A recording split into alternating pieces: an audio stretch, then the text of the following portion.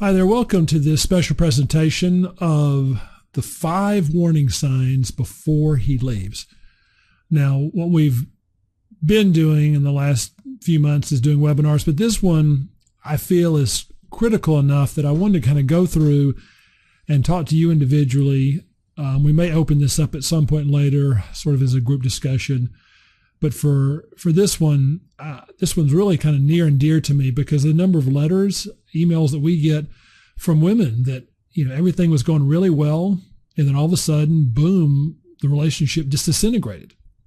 And they go back and they rack their brain and they say, everything seemed like it was going well. It was really intense in a good way. It felt connected.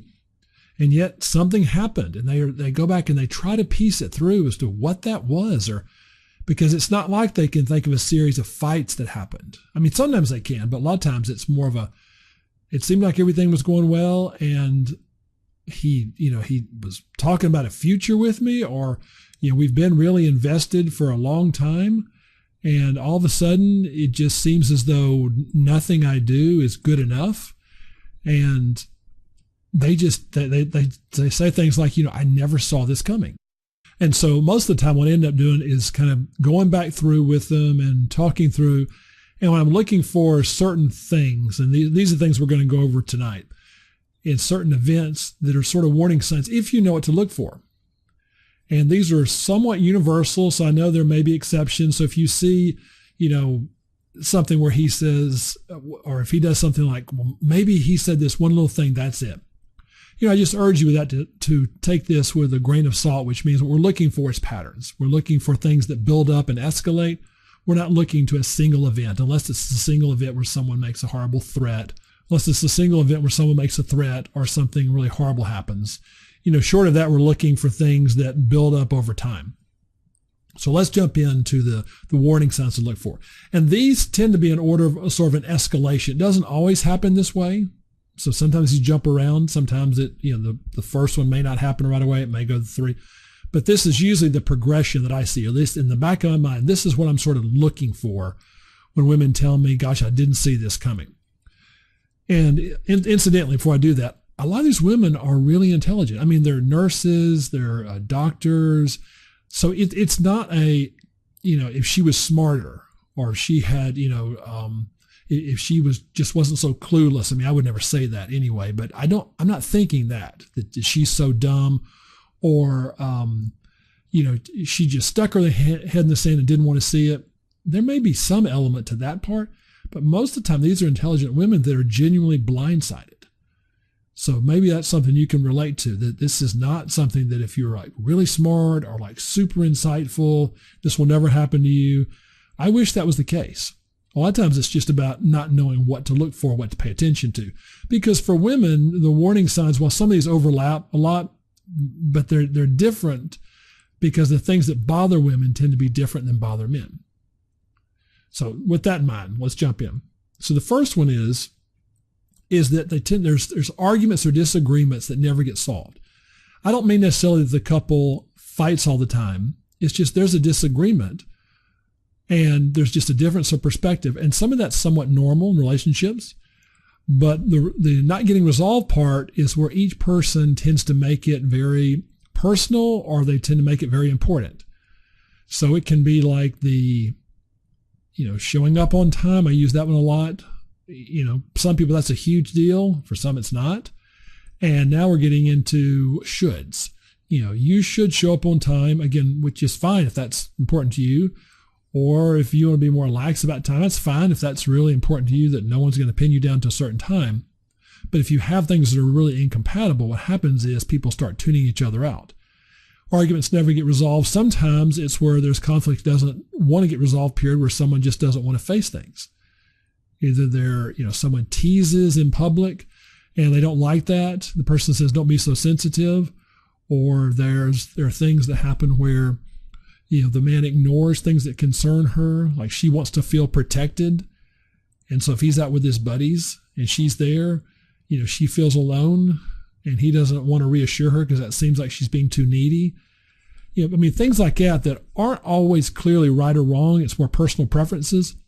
But arguments that never get resolved, And one of the things I find with arguments is if you find that you're butting heads with someone, you're going round and round, the first thing that I would look for, or like the primary thing, is what that means is the other person doesn't think you've understood them or doesn't think you're listening. Now, you very well may have heard what they've said. You very well may get it. You can repeat it back to them word for word. But if they don't think you've understood, that's when you get people repeating, your partner repeating it over and over again, or you're not paying attention. And sometimes this comes from the confusion with the myth, which is, if you understand me, you'll agree with me. The problem is you don't understand. Sometimes the problem is I understand, I just don't agree with you. Is that you don't understand, we're invited to so-and-so's party, and therefore we need to be 10 minutes early. I understand what you're saying. You think we should be 10 minutes early. I just disagree with that. I don't think we need to be 10 minutes early. And then all of a sudden you explain to me, no, but here's why. We need to be there early in case traffic happens bad, in case we can't find a parking spot so that we're there on time. I understand that you'd like to get there early in case those bad things happen. I just disagree with that. I don't like to be 10 minutes early and sit around and be the first person there at a party. That's kind of awkward. And there's nothing to do, and it's just uncomfortable for me. I would rather get there, and if we're a few minutes late, that's fine. See, that's not necessarily who's right or wrong. You may have a preference as to which side I pick there. That's just a difference in perspective. And if you have a lot of those, what happens over time, and this sort of, I almost broke these down into two. The person, especially the man, feels like he can never please you, like the example I just gave. It's, why are you correcting me about what time we get there? And she feels like, why are you not listening to me? I mean, why are you not considering? What's the big deal about getting there early? And it starts to get a sense of, if I'm going to have an argument, or if we're going to disagree a lot, where that tends to lead to is sort of, what's the point of trying? So then getting to number two is, after a while, where this leads to with the man, is he begins to refuse to argue. Now, some men just don't want to have conflict at all. But when a man pulls away, what his thinking is this, is when men argue or disagree, their mentality or our mentality is to win. It becomes a competitive thing, like combat, may the best person win. We bring out facts. We don't worry about hurting feelings as much. We may be polite, but it's not so much about trying to come to a peaceful resolution. It's about a sporting event. And therefore, we may not say stuff as nice as we should or as soft as we should. And therefore, but when you're in love with a woman or in a relationship with her, that approach doesn't work really well, because you get accused sometimes of being mean or insensitive. And sometimes that is the case. Sometimes a man just can be really blunt. But if it feels like if she asks him something and he gives an answer, and she keeps asking him in a different way, oftentimes what a man feels like is, she just doesn't like my answer. She's going to keep asking until I give her the answer she wants. And in her mind, it's, no, I want to understand this and discuss it. I want to make sure that you've completely understood where I'm coming from. And let's use the example I gave about 10 minutes late, or 10 minutes early to the party. She explains it, and she says, I want to be 10 minutes early. I want to be 10 minutes early. He says, I don't want to. And they've gone back and forth a couple of times, and she keeps wanting to talk about it. In his mind, what more is there to talk about? I mean, you want to be 10 minutes early? I don't. I mean, sometimes a man can be more rough about that, stop telling me or stop telling me what to do. But in his mind, he's thinking, I don't really see the point of continuing this because we just have a disagreement. No, she wants to resolve it. She wants to keep going. And if there's a series of those things where things just end up being where we just have to agree to disagree, or the conversation keeps going on, you can't have resolution, then he just gets tired of trying it. And see that the problem with this a lot of times is there very well may be a number of times where you're right, that he shouldn't, raise his voice at you in public. I would agree with that he shouldn't do certain things. If you're having to point this out a lot, having to correct him a lot, one, that's a warning sign that maybe this isn't the relationship for both of you. I mean, just because he should behave or should do certain things doesn't mean that he will. The other has to do with is, from a priority standpoint, is the phrase you'll hear me say a lot if you've watched anything else that I've done, is it worth it? Some things are worth pushing. Some things are not. And what I mean by worth it is it worth it jeopardizing the relationship? If he's doing a physical threat to you, it's absolutely worth it. Most everyone would agree. It's not that you want to do that, but it's certainly worth it to do that. If he dresses a certain way, is that worth pushing it? Maybe. I guess it depends on how bad he's dressing. If he does do, if he doesn't do certain things, we want to be careful about labeling everything as I've got to correct it, or women don't say it that way. What they mean is I need to help him. Remember, men don't like to be helped. So that's a concern, is that in his mind, all of a sudden, I'll just stop arguing because what's the point?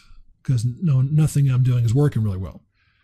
And if that continues, he refuses to argue, that begins to create a distance between you, because the only way to disengage from arguing is to quit taking risk.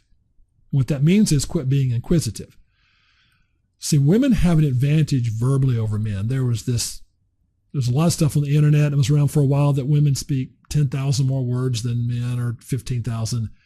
And it ends up being an urban myth. No one's actually measured that. I mean, there's no study that I've found where someone's literally counting the number of words per day that a woman and man says. In fact, if you do the Google research about it, you'll find that people cite that a lot, but just no one can actually find the study where they did that. And most likely where they got that from is women tend to be more extroverted from how they process information. They process as they talk.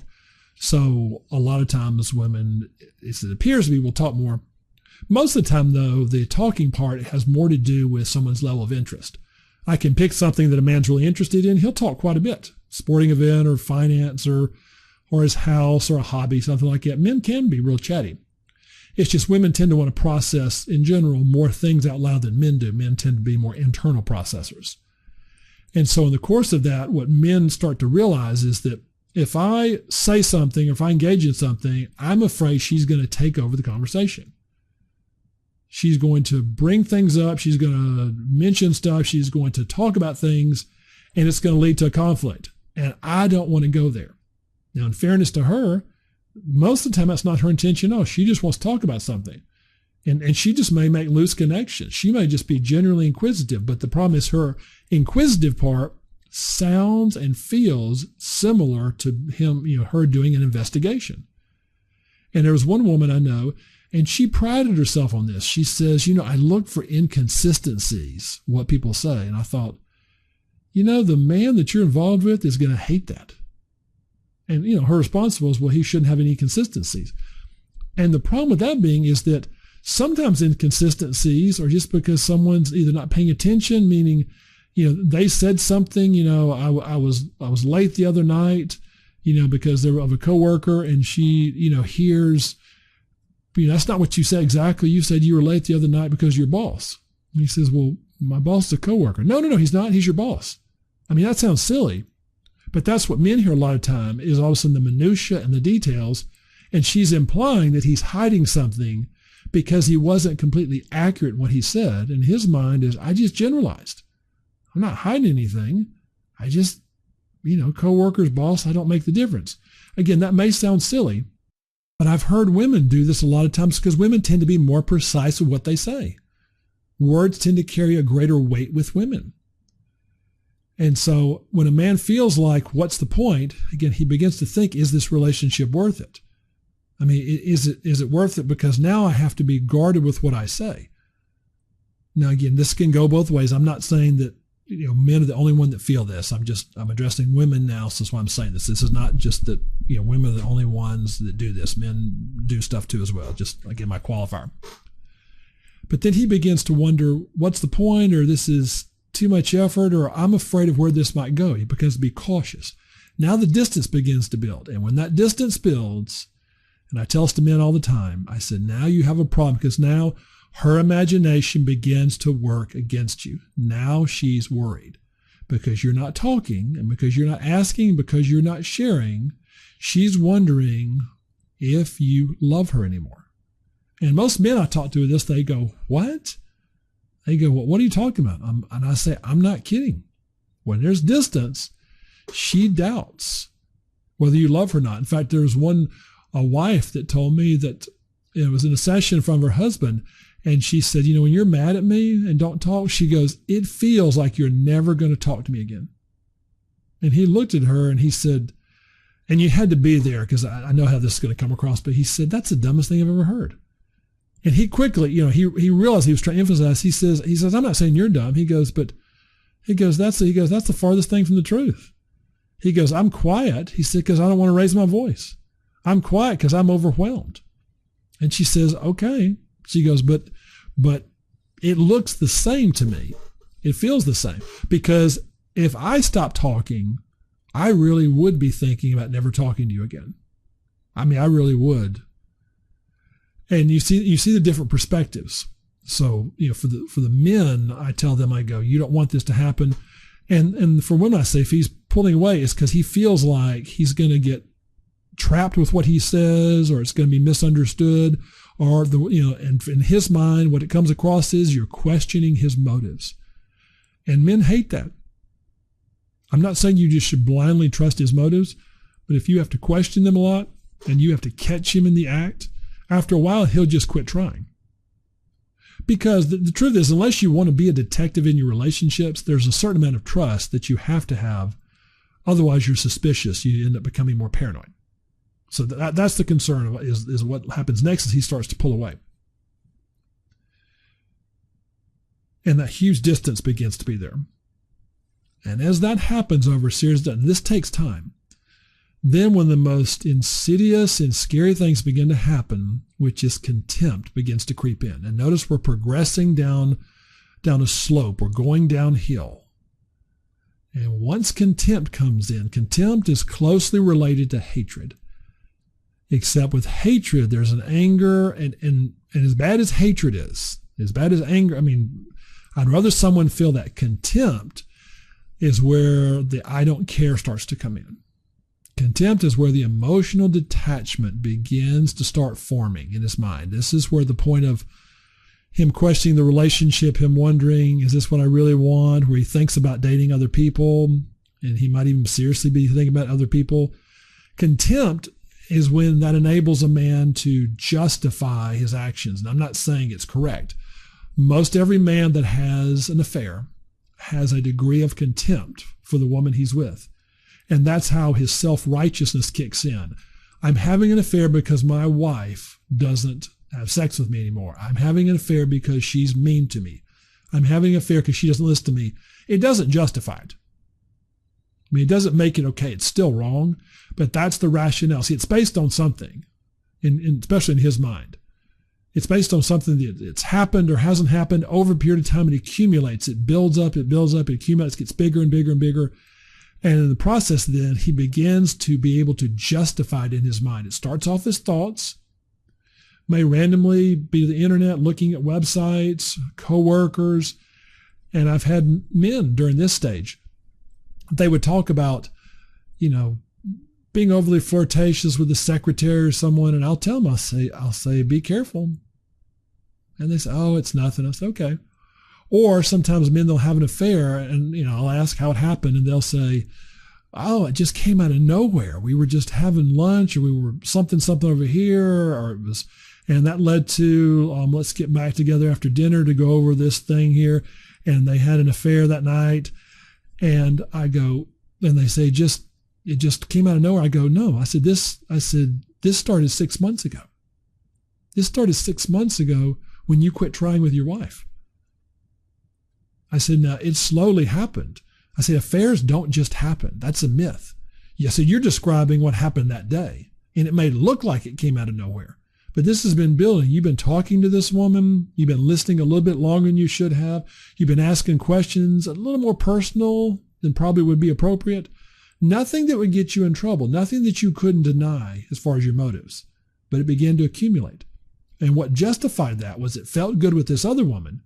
And instead of trying to resolve it with your wife or resolve it with your girlfriend, you just ignored it and you've given up. And because of contempt, now you felt justified in this of what's the point of trying? What's the point of doing this anymore? I've had it, I've tried it, and it happens, it builds up again. As contempt builds up, now he's not only considering, leaving, he's thinking, how can I do it? Which leads us to the last step. And this is where threats are made. Now, when I say threats, I don't necessarily mean physical threats. It can be this about, I'm going to hurt you, or heaven forbid, I'm going to kill you. By all means, those are scary. Those are legal aspects at that point. Call the police, call an attorney, find a way to get out of that situation or find some resolution. But threats are also where someone says we should break up, we should divorce, because at the threat stage, what it feels like in his mind is he's holding on to the last bit of rope. He's dangling. And he begins to question, why am I doing this? Why am I still putting up with this? She doesn't like me. Nothing I do works. We've been doing this a long time. You can hear all the different stages being going to go through his mind over and over again. I'm tired of trying. She's never pleased. This is always difficult. She can't stand me, and it goes on. And then an argument happens. And what happens is a 3-pound thing happens, and he gives 7 pounds in return. So 3-pound things happen. You innocently say something to him, and you say, what'd you do last night? I don't even know that's a bad thing. But for some reason, that little tiny thing, and he erupts and says, why are you always checking up on me? Why are you always, and you're shocked, and you're like, where'd that come from? Well, it came because all those stages we just mentioned have built up and accumulated, and he's full. He's carrying around all this contempt. And now all of a sudden he has that reaction. He says, I'm tired of you checking up on me like this. Maybe we should just not be with you. Maybe we're just not meant for each other. I'm going to leave if you do that again. So you hear the threat. Or I say threat, but it can also be the threat, or it can be the, mentioning of ending the relationship. Now, again, it's not always in a perfect stage like this. It doesn't always go through, steps, 1 through 5. But as you're listening to this, if this applies to you, one of the things that is if we know where we're at, we want to address this. We've got a program called the Bonding Code. And in this Bonding Code bundle, this is about how men bond so we can avoid this stage. Now, even if you don't get the Bonding Code bundle, just take this from what we're doing with these stages and see where you might be so that you can arrest it.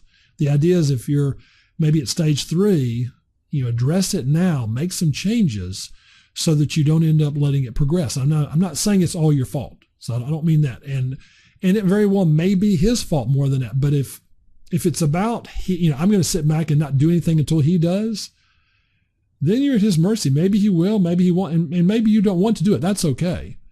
But I just don't like leaving stuff to chance. And I said the same thing to men. If she's not doing as much work, I go, that's fine. I said, but there's sometimes a relationship you have to carry most of it. Not all the time, but sometimes you do. And one of the things we did in the Bonding Code is we've gone through and talked about how men bond emotionally. So I'll give you one idea. See, women have this myth that men bond through sex, and men don't. Now, men bond through sex once they're married. That's a different dynamic as far as once the man gets married. Women bond through their body, and women tend to bond through intensity. But men have to have, it has to be the intensity, but also has to be a logical thing too. It's a different progression for men. And so when women are bonding, they think men are bonding the same way. And I tell women, I've said this for years, they'll tell me about the relationship I started. It was really intense. He was so positive, they say, and he didn't have a doubt in the world. And they're wondering if he was lying. I go, I don't think he was lying.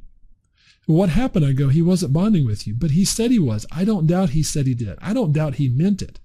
But you don't understand how men bond. Men, there's a sequence men go through, to bond. There's a progression. And if you get those steps wrong, I don't mean it's really elaborate, but if you try to cheat it, you try to speed one up, you try to skip a step, it works really bad. And oftentimes what happened, during these stages I just mentioned is as these things build, it's the stages being skipped, or a man is stuck at a certain stage. And what the Bonding Code is about is that this is when you know what stage he's at, you know how to help him progress through. And it doesn't mean you're his therapist. It doesn't mean that you're in charge of everything. It's not that. It's that I think women are just better at relationships. I think women are better. And I don't like leaving stuff to chance. And so since women are better, it's not that I put the responsibility on women. It's that if I leave it up to men, most of the time it doesn't happen really well. Most men just don't have the insight relationally that women do. But when a woman knows this about how men bond, that's when she's able to monitor the pace of it, not let things go too fast, too slow. And what this also is, it gets away from one of the words I dread the most is organic. The relationship should naturally happen. And we would like for things to do that, but the example I use countless times, and I repeat it for emphasis, is that you really don't want stuff to happen organically. A date is a good example. You don't want a guy, to date organically, for him just to show up.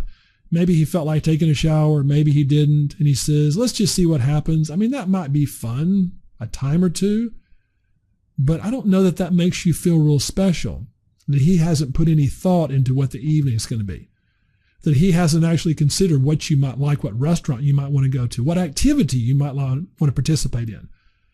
It's that degree of detail. It's not an organic thing. It's a conscious effort to plan the evening so that once he picks you up, it can feel effortless. See, the planning and the attention to detail ahead of time is what makes for a relaxing evening. The lack of planning, the lack of attention to detail, leaving stuff to chance, means we're at the mercy of people's moods. Maybe you're in a good mood. Maybe a great idea comes up, maybe not. We end up sitting around the car going, what do you want to do? I don't know. And if you've ever had one of those, it's not fun at all. So remember, we want the illusion of effortless, but we don't literally want effortless. So the bonding code is about that progression, and really it's more about prevention than anything else. Because once a man goes through this progression, he's for the most part bonded for life. It doesn't mean there won't be setbacks and heartaches, and couples go through difficulties at times. We understand that.